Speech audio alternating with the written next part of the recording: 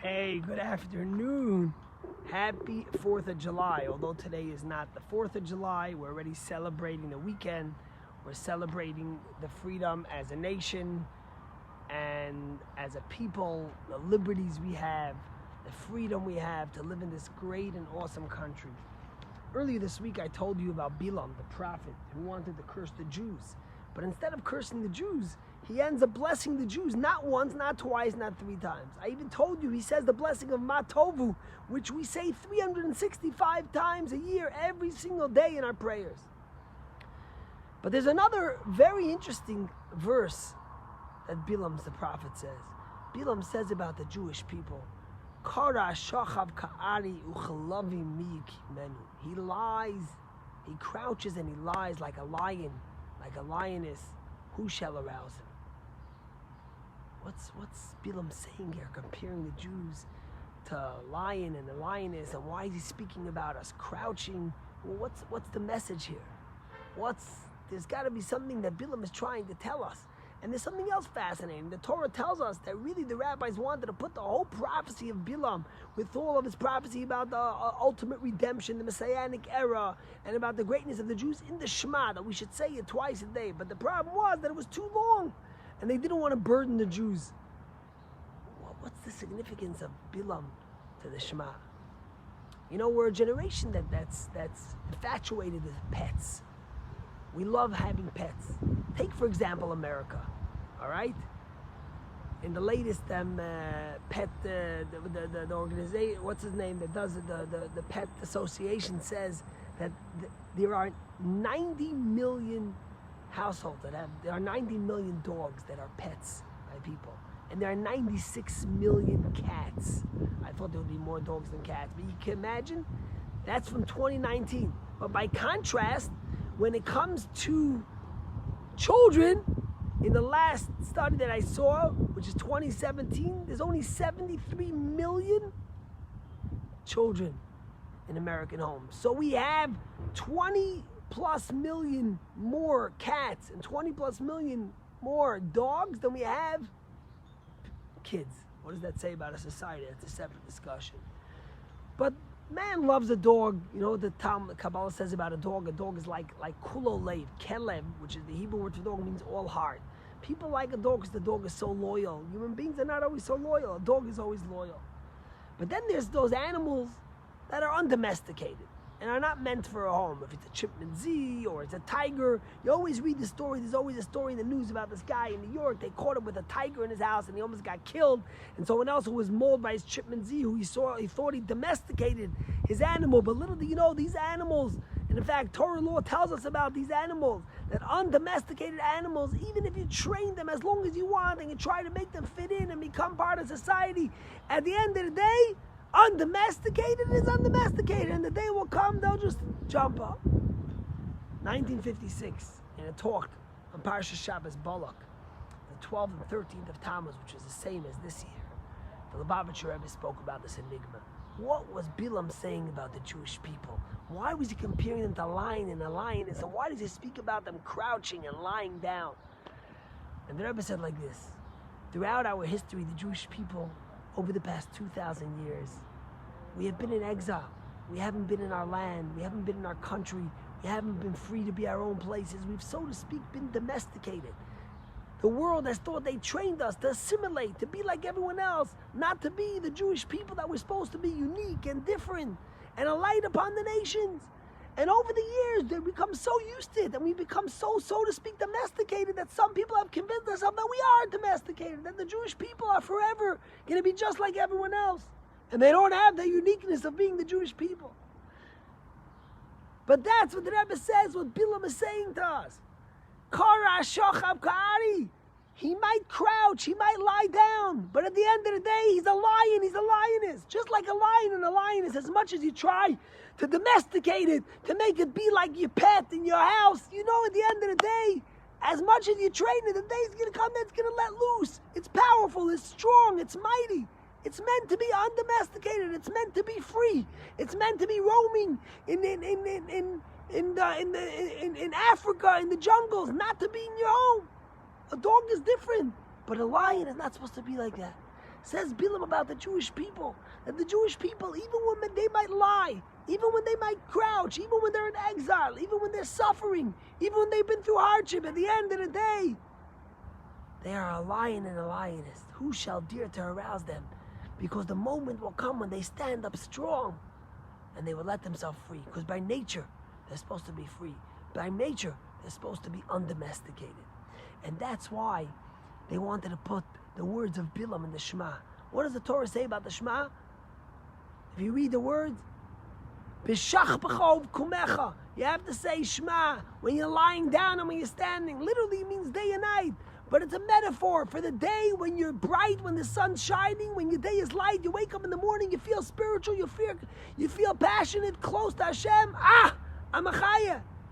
But then there are those days that are really not days, they're nights. You're lying, you're dark, you're in a bad mood, you feel materialistic, you feel crass, you feel unexcited about being engaged in your Judaism, in your spirituality. But the Torah says, B'shach b'chov kumecha, the Shema, God wants a relationship with us, God wants to be connected to us when we lie and when we stand. How do you get the power to that? That's from the words of Bilam.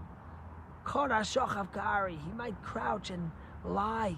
He might seem domesticated, but at the end of the day, he's a lion, he's a lioness. Who dares arouse him? The strength of the Jewish people. Look what happened after 2,000 years of exile. Hashem gave us the gift to be able to go back to our land, to Eretz Yisrael, and to be blessed with so much strength in a land that we call our own. In a certain sense, the same thing is true about America. America is a country that has a history of freedom, of democracy, of strength, of unity, of immigrants coming together, of people celebrating the things that bring them together, not the things that divide them. But then you have a crisis like we've been having the last 6 months, or the last few months, especially now, it's going on in America.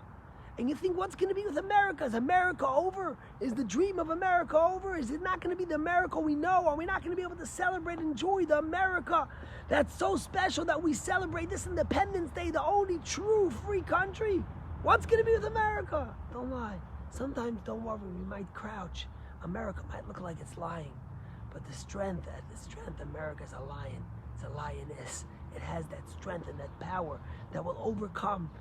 As Warren Buffett always says, when he's worried about COVID, about the markets, what's going to be? He says, don't worry.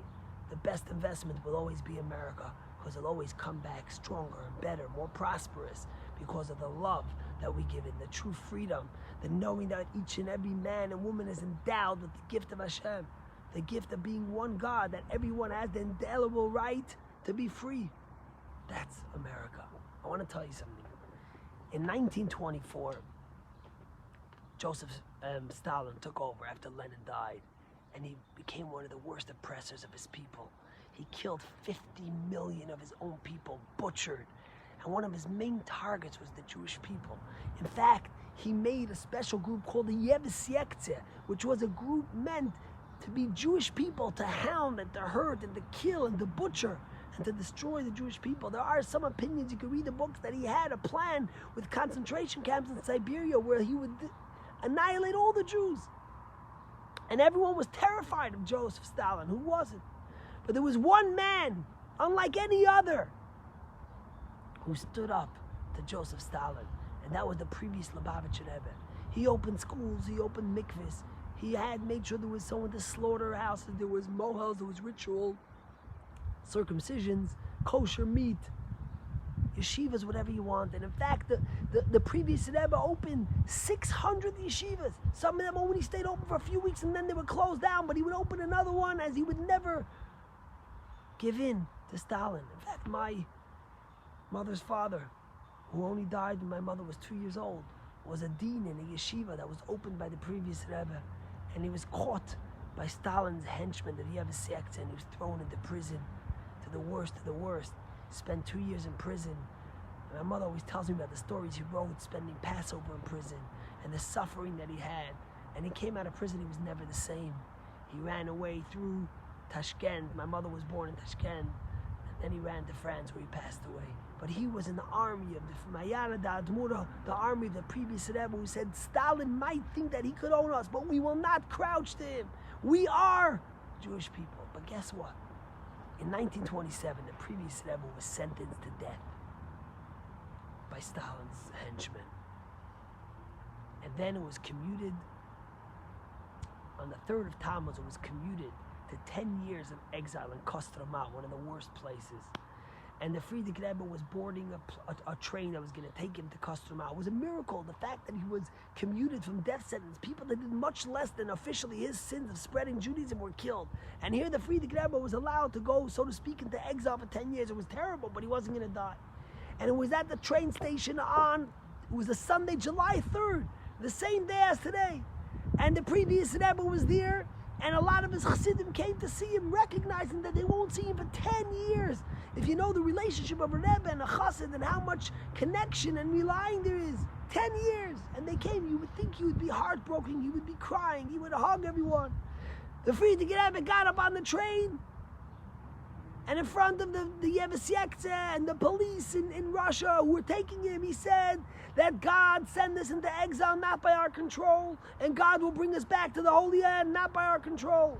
But that was only our bodies were sent into exile. Our souls were never sent into exile. Our souls are always free, and there's no one that could tell us to keep Judaism or not to keep Judaism, to celebrate Judaism or not to celebrate Judaism. We are inherently, by nature, free people. And with that, he left his people. And only on the 12th of Tammuz, 10 days later, was he told that his sentence was commuted, and he was totally free. Tomorrow is the 12th of Tammuz. This happened on July 3rd, which was then the 3rd of Tammuz. The connection to now. I think about it. In Russia, we lived under communism, under oppression. We had to crouch and bend down like a lion and lie like a lion and lioness. Even though we were a lion and a lioness, we couldn't be free of who we are. But now we live in the greatest country of America, a country that's built on freedom of religion, that's built on the freedom of giving each and every one their inherent right to serve our God in the way they want. Here we could stand strong. Here we could be undomesticated. Here we could let our lion and our lioness come out. My friends, celebrate your Judaism. Be proud of it. Do a Shabbos dinner, invite your friends, light Shabbos candles, make Kiddush. We live in a nation that allows us the freedom. This is not Joseph Stalin here. Anyways, my friends, have a great Shabbos. Have a great July 4th, which is on Shabbos. Tonight when you do Kiddush and you celebrate Shabbos, remember to celebrate the freedom that this great nation has given us. The Rebbe always used to say that America is called Chasidei Umay Sa'ilam, the kind nations of the world. Think about how much money America gives to other nations to help them. Think how much we have contributed to society as a nation. We're blessed to live in this nation. We're blessed to be a free people, to be able to celebrate and embrace our Judaism in this country. Even when we crouch and we lie down, we're still a lion and a lioness. But today we don't have to crouch and we don't have to lie down. We can be undomesticated and proud of who we are and what we are. God's nation to bring light to the world. Shabbat Shalom and happy 4th of July.